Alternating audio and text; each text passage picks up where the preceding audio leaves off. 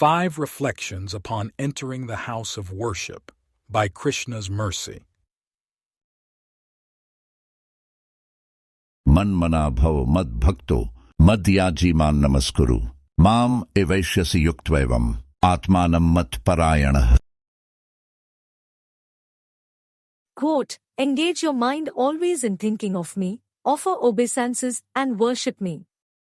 Being completely absorbed in me, surely you will come to me. Lord Krishna, Bhagavad-gita, 9.34. 1. What is the use of this elaborate structure? Wow, this place looks really nice. Something like a cross between a palace and a house of government. We don't have anything resembling this where I live. It is interesting, for sure. A lot of people appear to be entering and exiting. They create something like an assembly line. It is as if they are standing on a moving conveyor belt. 2. Simply to worship a statue? Really? To go in front of this piece of art and recite a few prayers? That is the cause of the commotion? Appears a little odd to me. How can there be this much interest? How did this one place become so popular? You don't see the same happening inside of museums. At least there you have some sort of information associated with each piece. You learn how old it is, from which part of the world it came, how long it has been in the museum, who donated it, etc. There is a tour guide.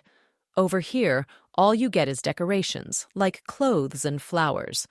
There appears to be fruit placed along the front, too. Weird. Are we allowed to eat that? 3. Interacting with something that is obviously inanimate. Do they not see what I see? The statue isn't moving, right? It is stationary. It does not speak.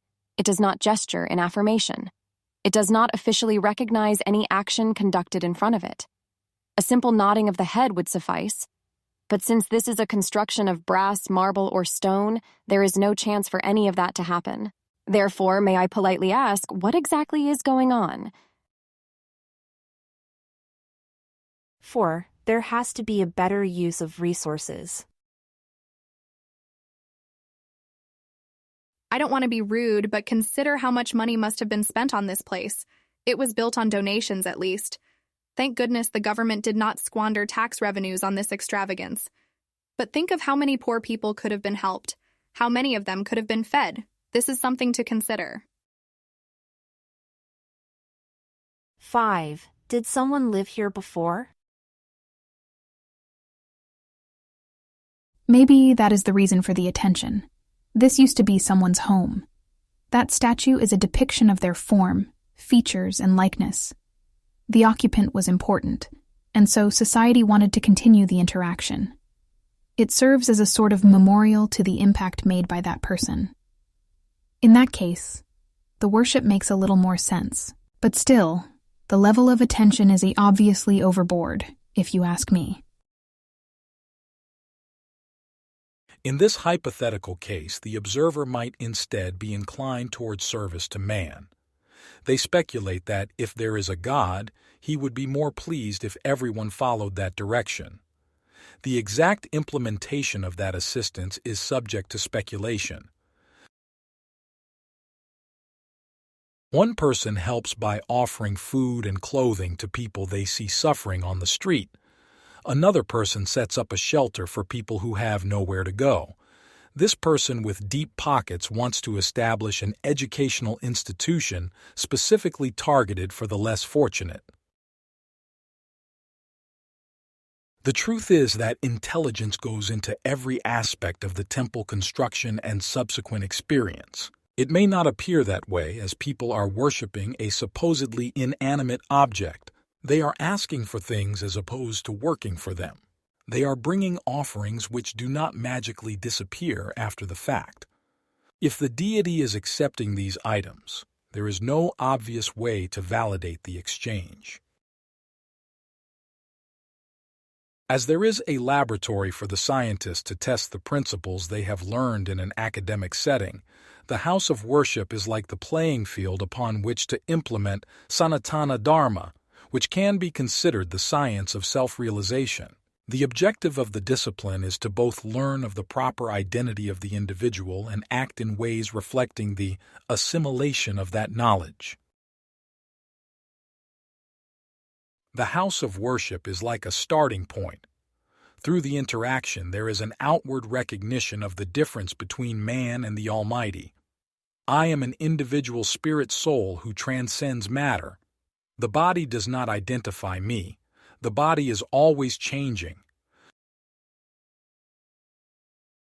Dehinosmin yatha deh, kaumaram yauvanam jara, tatha dehantar praptir, dhiras tatra na muhyati. Quote, as the embodied soul continually passes, in this body, from boyhood to youth to old age, the soul similarly passes into another body at death. The self-realized soul is not bewildered by such a change. Lord Krishna, Bhagavad-gita, 2.13. God is of a similar kind of soul, except with a notable distinction. He can distribute his influence everywhere. The deity in the temple is one representation of this. I am offering prayers towards a specific object in my location in the world. A different person living hundreds of miles away is also offering prayers.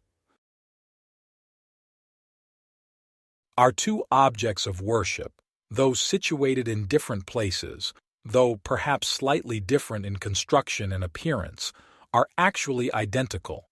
They represent the same person. This ability to witness everything is the feature known as antaryami. The person worships in the temple, but we should understand that God is not limited to any place of residence. He is as much outside of the temple as he is inside of it. But the worshipper still has an attraction, based on what they have learned, what they have read, what they have heard from authority figures. The interaction has the potential for bringing full and complete success. It is one of the ways in which a person can follow the recommendation from Sri Krishna to Arjuna to become a devotee, to always think of the highest being, and to worship him. In closing, Chants for complete success, with deity vision to bless. Since interaction true, prayers in surrender too, a place from which to begin. He who without and within, but from steadiness and regulation through, soon feeling constant companion who